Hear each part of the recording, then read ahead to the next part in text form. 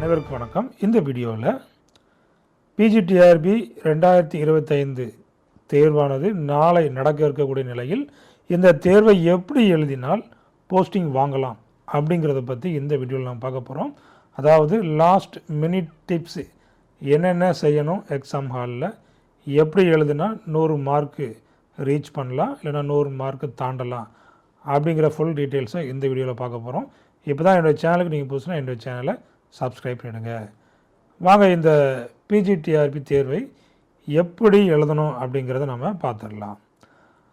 அப்போது இந்த பிஜிடிஆர்பிக்காக பல மாதங்களாக பல வருடங்களாக நீங்கள் கடினமாக உழைச்சிக்கிட்டே வந்திருப்பீங்க. இத்தனை வருஷம் நீங்கள் படித்தாலும் இந்த லாஸ்ட் 3 ஹவர்ஸ், அதாவது இந்த தேர்வு எழுதும் 3 ஹவர்ஸ் இருக்குது பாருங்கள். ஸோ அதுதான் வெரி வெரி இம்பார்ட்டன்ட். அப்போ இந்த 3 ஹவர்ஸில் என்னென்ன வேணும் அப்படின்னு பார்த்தீங்கன்னா, முக்கியமாக ப்ரெசன்ஸ் ஆஃப் மைண்டு கண்டிப்பாக வேணும். சரிங்களா? ப்ரெசன்ஸ் ஆஃப் மைண்டு கண்டிப்பாக வேணும். அதாவது எந்த ஆப்ஷனை ஷேட் பண்ணணும் ஸோ அப்படிங்கிறத ரொம்ப தெளிவாக யோசித்து ஷேட் பண்ணணும். அதாவது பார்த்திங்கன்னா, இந்த 3 ஹவர்ஸில் நீங்கள் ஒரு நிமிஷத்தை கூட நீங்கள் வேஸ்ட் பண்ணக்கூடாது.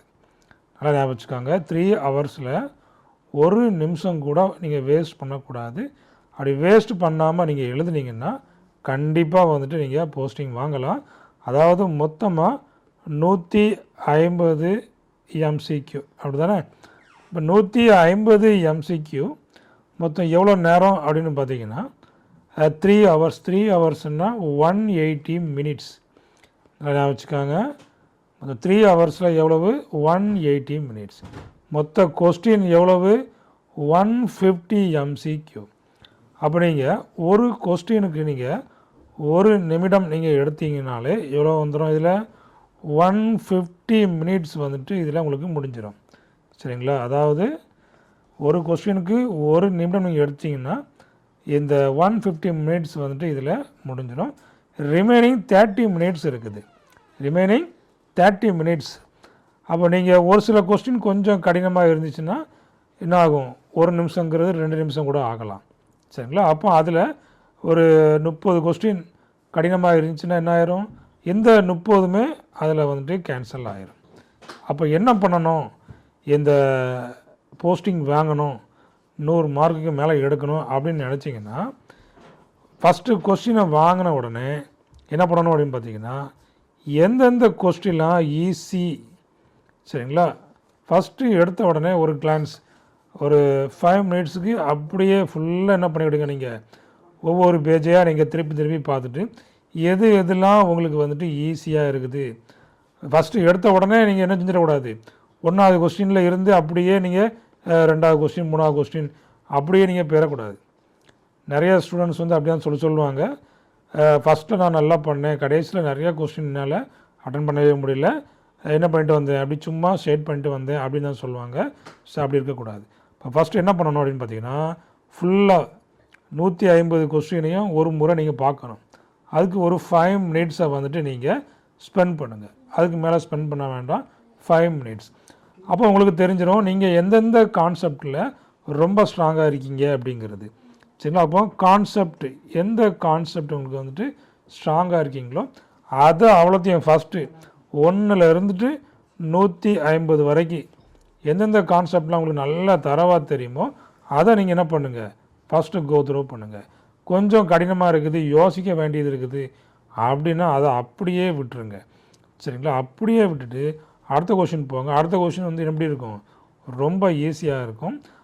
இந்த மாதிரி நீங்கள் என்ன செய்யணும், இந்த 150 கொஸ்டினையும், சரிங்களா, இப்போ 1 to 150 கொஸ்டின், சரிங்களா, அவ்வளோத்தையும் நீங்கள் என்ன பண்ணணும் அப்படின்னு பார்த்தீங்கன்னா, தெரிந்த கொஸ்டின் எல்லாத்தையும் நீங்கள் என்ன செய்யணும், ஃபஸ்ட்டு கவர் பண்ணிடுங்க. அதுக்கு அப்புறமா என்ன பண்ணுங்கள், நீங்கள் தெரியாத கொஸ்டின் இருக்கும் பாருங்கள், அதை நீங்கள் என்ன பண்ணுங்கள், அட்டன் பண்ணுங்கள். ஸோ அப்படி அட்டன் பண்ணும்போது தான் என்ன செய்ய முடியும், 100 மார்க்குக்கு மேலே கண்டிப்பாக வாங்க முடியும். அப்போ இந்த மாதிரி ஏதாவது நீங்கள் ஒரு கொஸ்டின் தவறுதலாக இருக்குது, இல்லைன்னா வித்தியாசமாக கொடுத்துக்கிறாங்க, இன்கரெக்டாக இருக்குது அப்படின்னா அப்படியே அடுத்த கொஸ்டின் மாறிடுங்க. அதில் ஒரு கொஸ்டினில் நீங்கள் ஒரு நிமிஷத்துக்கு மேலே இருக்கவே கூடாது. அப்படி இருந்தீங்கன்னா கண்டிப்பாக உங்களால் போஸ்டிங் வாங்க முடியாது. அப்போ ஒரு கொஸ்டினுக்கு ஒரு நிமிஷம் தான், அதுக்கு மேலே நீங்கள் ஸ்பெண்ட் பண்ணக்கூடாது. ஸ்பெண்ட் பண்ணிங்கன்னா அடுத்தடுத்து கடைசியில் உள்ள கொஸ்டின் உங்களால் வாசிக்கிறது கூட டைம் இருக்காது. அதனால் என்ன பண்ணுங்கள், நல்ல ஸ்பீடாக நல்லா தெரிஞ்ச கொஸ்டினை உடனே அட்டன் பண்ணுங்கள். தெரியாத கொஸ்டினை கடைசியாக என்ன பண்ணுங்கள், அட்டன் பண்ணுங்கள். அதே போல் ஷேடிங்க்கும் நீங்கள் ரொம்ப நேரம் ஆக்கக்கூடாது. ஷேடிங் இருக்கு இல்லையா, அப்போ அந்த ஷேடிங்க்கும் நீங்கள் ரொம்ப நேரம் ஆக்குனீங்கன்னா டைம் ஆகிடும். அப்போ உடனே நீங்கள் ஷேடிங்கை நீங்கள் முடிச்சிருங்க. கடைசியில் ஷேட் பண்ணிக்கலாம் அப்படின்னு நினச்சாலும் முடியாது. ஏன்னா ஷேட் பண்ணுறதுக்கு கண்டிப்பாக என்ன ஆகும், அரை மணி நேரம். ஷேட் பண்ணுறதுக்கு மட்டுமே அரை மணி நேரம் ஆகும். சரிங்களா? ஏன்னா நீங்கள் எத்தனை கொஸ்டின், 150 கொஸ்டின். இப்போ 150 டாட் நீங்கள் வைக்கணும். அப்போ 150 டாட்டு அப்போ ஒரு என்ன ஆகும் பாருங்கள், ஒரு 10 ஷேடு நீங்கள் பண்ணுறீங்க. சரிங்களா? ஒரு 10 ஷேட் பண்ணுறதுக்கு எப்படியும் ஒரு 2 மினிட்ஸாவது ஆயிரும். சரிங்களா? அப்போது ஒரு 100 ஷேடுனா அப்போ எவ்வளோ ஆயிரும், அப்போ ஒரு 20 மினிட்ஸ் ஆயிரும்.